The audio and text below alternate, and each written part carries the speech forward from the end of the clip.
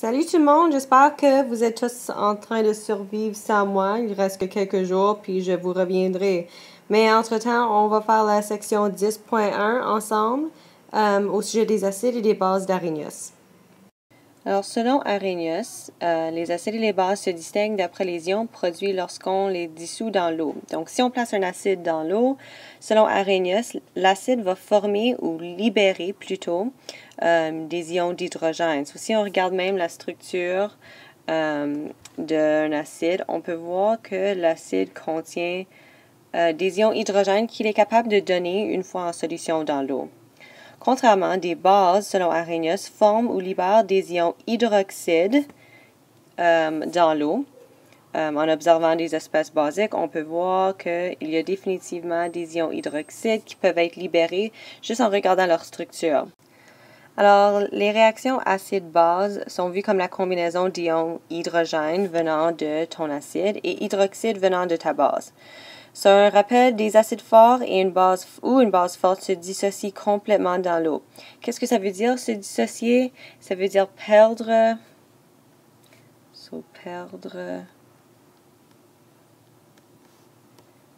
ton H+ ou OH-. Une fois dans l'eau, par exemple, ton HCl ici, toutes tes molécules d'HCl perdraient leur ion d'hydrogène. Et si on prend le NaOH ici, toutes tes molécules de NaOH perdront leurs ions hydroxydes. Pour des acides et des bases fortes, ils se dissocient complètement, voulant dire que l'hydrogène se dissocie de chaque molécule d'acide et l'hydroxyde se dissocie de chaque molécule de la base. On va discuter dans quelques diapos qu'est-ce que ça veut dire un acide ou une base forte versus un acide ou une base faible. Alors, pour résumer la dernière diapo, selon Arrhenius, un acide est une espèce qui relâche des ions d'hydrogène en solution, tandis que les bases sont des espèces qui relâchent des ions hydroxydes en solution. Cependant, il y a des limites à cette théorie, voulant dire que la théorie n'englobe pas tous les acides et toutes les bases. Donc, ceci est limité aux solutions aqueuses, donc on peut seulement appliquer la théorie d'Arrhenius lorsque ton acide ou ta base est dissous dans l'eau. Aussi, selon Arrhenius, lorsqu'on combine un ion d'hydrogène avec un ion hydroxyde, on produit de l'eau. Cependant, ceci n'est pas nécessairement le cas parce que les ions hydrogène n'existent pas dans l'eau sous forme libre. Alors, ce qui se passe plutôt, c'est que tes ions hydrogène vont se lier à l'eau pour former ce qu'on appelle un ion hydronium. Donc, si tu as un acide, on va prendre le HCl, qui est en solution aqueuse dans l'eau. Ce qui va se produire, c'est qu'il y aura formation d'un ion hydronium, H3O+, qui vient de... plus ou moins, c'est l'eau qui a gagné un ion hydrogène, plus le Cl- qui reste de ton acide. Donc, ceci est plutôt qu'est-ce qui se passe en solution avec un acide. Un autre point est que même si un composé ne relâche pas des ions hydroxydes, ça peut toujours être une base. Alors, Arrhenius a dit qu'une base, par définition, est un composé qui relâche des OH-. Cependant, une base faible bien connue est ton NH3. Puis comme on peut voir d'après la structure, le NH3 n'a pas la capacité de relâcher des ions hydroxydes parce que la structure est NH3. Il n'y a pas de OH là-dedans relâché. Donc, la théorie d'Arrhenius n'englobe pas ces bases-là. Donc, à cause des restrictions de la théorie d'Arrhenius, on a fait appel à une autre théorie qu'on nomme la théorie Bronsted-Lowry, qui parle des acides et des bases plutôt par rapport au transfert qui se fait au niveau des protons. Donc, selon Bronsted-Lowry, un acide peut perdre un proton et une base peut accepter un proton. Puis lorsqu'on dit proton, on fait référence aux ions H+, qui existent en solution, qui vont se combiner avec d'autres espèces. Les H+, partagent des électrons avec n'importe quelle espèce qui a un double libre. Donc, comme mentionné, ces H+-là ne restent pas en solution, mais vont se combiner avec différentes autres espèces qui ont la capacité de former une liaison covalente. Alors, si on vérifie la théorie de Bronsted-Lowry avec le NH3, qui est en fait une base, en solution, le NH3 acceptera un proton d'une autre espèce pour former le NH4. Donc, le NH3 est une base, même si cette base-ci ne libère pas des ions hydroxydes, la base a la capacité d'accepter des protons, selon la théorie de Bronsted-Lowry. Donc, ce composé agit comme une base. Donc, vous avez vu l'échelle pH un peu en 10e année au sujet des acides puis des bases. C'est une échelle qui sert à représenter l'acidité de façon plus quantitative. Donc, ceci donne une valeur numérique à une solution qui est soit acidique ou basique. C'est basé sur une échelle logarithmique afin qu'on puisse utiliser des nombres entiers plutôt que des concentrations très petites. Donc, ceci donne la puissance exponentielle de l'ion hydrogène ou hydronium en mol par litre. Et voici notre formule afin d'être en mesure de calculer le pH d'une solution. Le H3O+, n'oubliez pas, dans l'eau, tes ions H+, venant d'une solution acide, vont se combiner avec de l'eau pour former des ions hydronium. Puis la quantité ou la concentration de ces ions hydronium-là vont déterminer si une solution est acide ou moins acide, dépendamment de la quantité de H+, qui est disponible pour réagir avec H2O. Donc, tu calculerais le pH d'une solution en faisant le log négatif de ta concentration d'ion hydronium, qui est indirectement ta concentration d'ion hydrogène en solution. Donc, une autre façon de mesurer le pH de façon plus qualitative est d'utiliser un indicateur acido-basique. Ceux-ci sont différents composés qu'on peut ajouter à une solution et dépendamment d'un changement de couleur qui se produit, on peut déterminer un pH approximatif. Donc, nous avons utilisé lors de une de nos expériences cette année la phénophtaléine, puis on a vu qu'une fois qu'on l'ajoute à une solution basique, l'indicateur passe d'incolore à rose. Donc, on sait qu'une fois que notre solution devient rose, on a dépassé un pH de 8 et on est maintenant dans la zone basique. Disons que je veux utiliser le rouge de méthyle. Je place cet indicateur-là dans une solution inconnue et la solution devient rouge. D'après cette échelle ici, on peut voir que le rouge représente une solution acidique. Donc, il y a toute une gamme d'indicateurs universels, d'indicateurs acido-basiques qu'on peut utiliser, dépendamment de quelle solution qu'on étudie. Donc, j'avais mentionné dans la première diapo des acides et des bases fortes et des acides et des bases faibles. Donc, il y a des façons de déterminer si un acide ou une base est forte ou faible.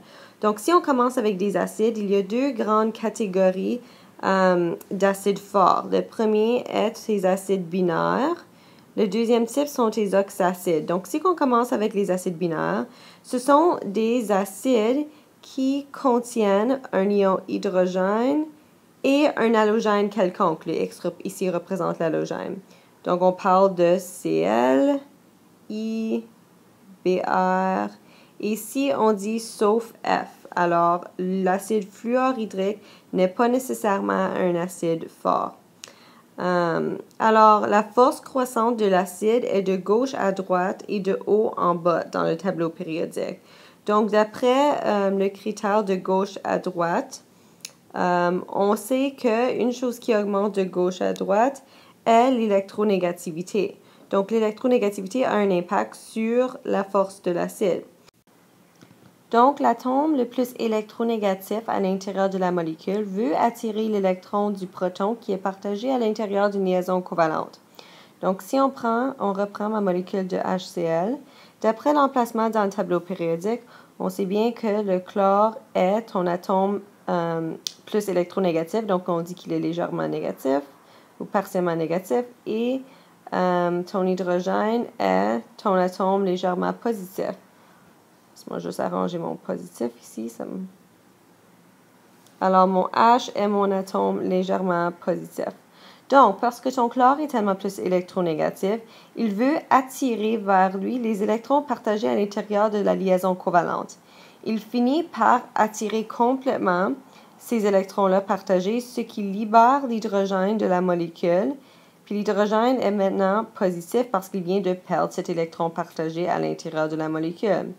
Donc, cet hydrogène-là a maintenant la capacité d'aller se combiner avec quelque chose d'autre, par exemple de l'eau, pour enfin former ton ion hydronium, ce qui va affecter le pH de ta solution. C'est ces ions hydronium-là, souvenez-vous, qui va impacter le pH. Si on retourne à notre formule pour ton pH, le pH est égal à moins log de ta concentration de H3O+. Donc, le plus d'hydrogène qui est libéré dans ta solution, le plus que ces hydrogènes-là peuvent aller interagir avec d'autres molécules telles que l'eau. Et une fois que tes ions hydrogène se combinent à l'eau pour former des ions hydronium, on finit par diminuer le pH de ta solution. Alors, n'oubliez pas qu'un pH acide est de 1 à 6. Un pH de 7 est considéré comme neutre et un pH de 8 à 14 est basique. Donc, si on a une augmentation des ions hydronium en solution, le pH est en fait en train de diminuer parce que le plus petit qu'est ton pH, le plus que ta solution est acide. Donc, en plus de l'électronégativité qui a un impact sur la force d'un acide, le lien ou la force de la liaison entre les atomes à l'intérieur de ton acide peut aussi avoir un impact sur la force. Donc, en descendant dans le tableau périodique, on sait que le rayon atomique augmente en descendant dans le tableau périodique. Ça, c'est mes rayons atomiques. Je peux montrer que la tendance en descendant est une augmentation du rayon. Le plus que ton rayon atomique augmente, le plus que cet atome d'hydrogène-là est éloigné du noyau et ressent moins la force d'attraction entre lui et l'autre atome. Donc, si on augmente le rayon, on diminue la force de la liaison, ce qui facilite la perte de ce proton-là dans ton acide. Alors, la deuxième catégorie d'acides forts, la première catégorie qu'on vient juste de voir, ce sont les acides binaires. Alors, on passe aux oxacides. Alors, un oxacide est essentiellement un acide qui possède des oxygènes. Donc, la force de cet acide montre en nombre croissant d'oxygène. Donc, le plus qu'il y a d'oxygène par rapport au nombre d'hydrogène, le plus que ton acide est fort. Ceci est dû à la grande polarité entre un O et un H.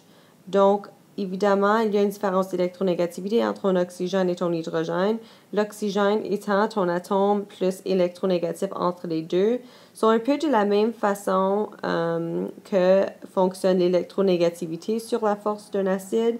Ceci est le même principe pour les oxacides. Donc, à cause de cette grande différence d'électronégativité-là entre l'oxygène et l'hydrogène, l'oxygène attire plus forcément les électrons partagés, ce qui libère l'hydrogène et l'hydrogène maintenant est relâché sous forme d'ion H+ en solution et va aller se combiner avec d'autres espèces.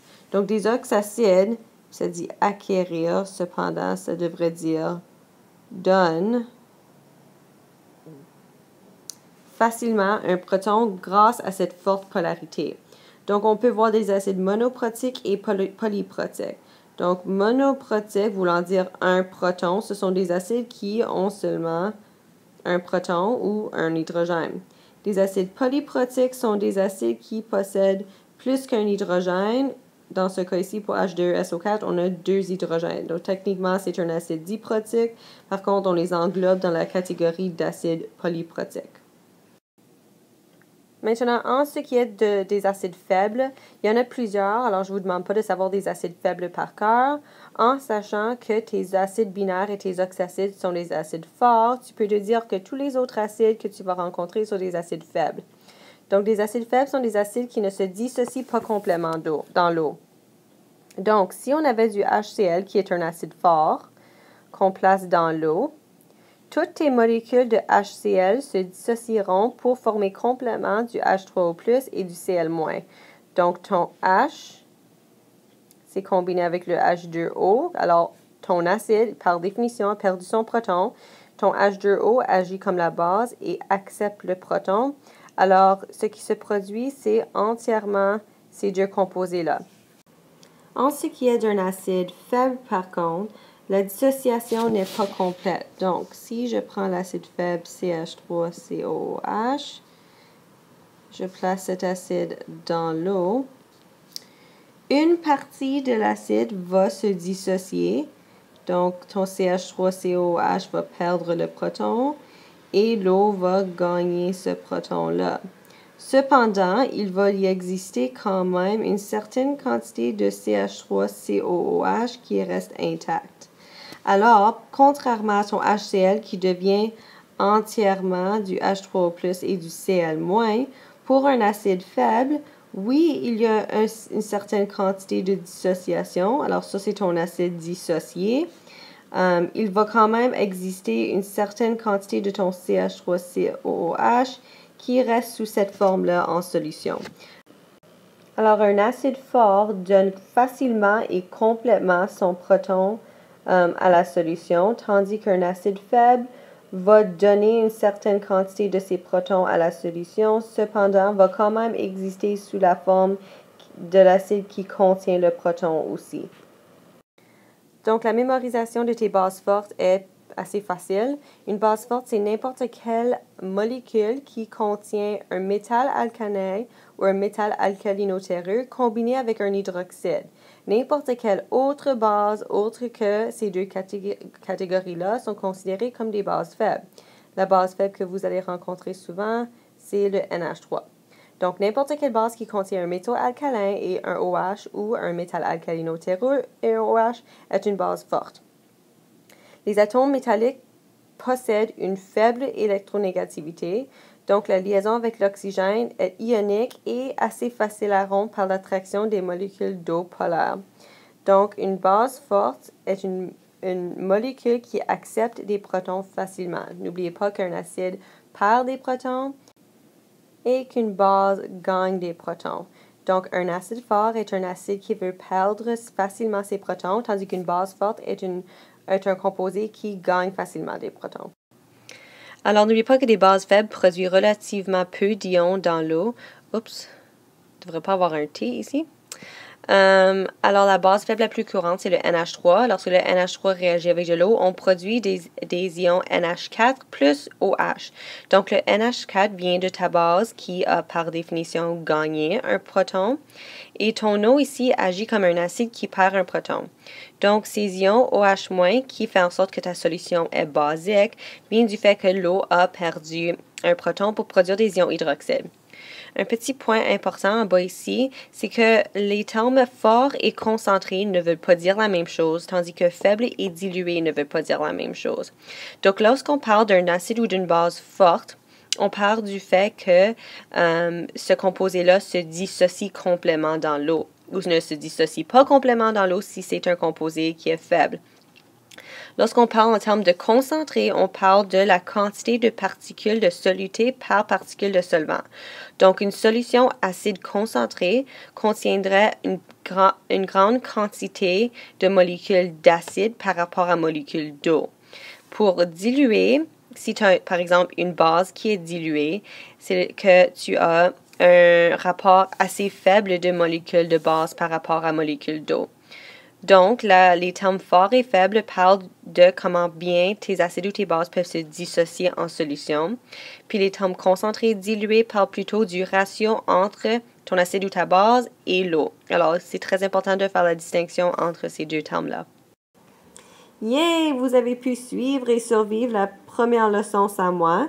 Alors, voici les questions de devoir à travailler. Si vous avez besoin de d'autres clarifications, allez revoir la section dans votre livre ou revisionner la vidéo que je vais mettre sur Google Classroom. Puis on va revoir ces questions-là lors de mon retour.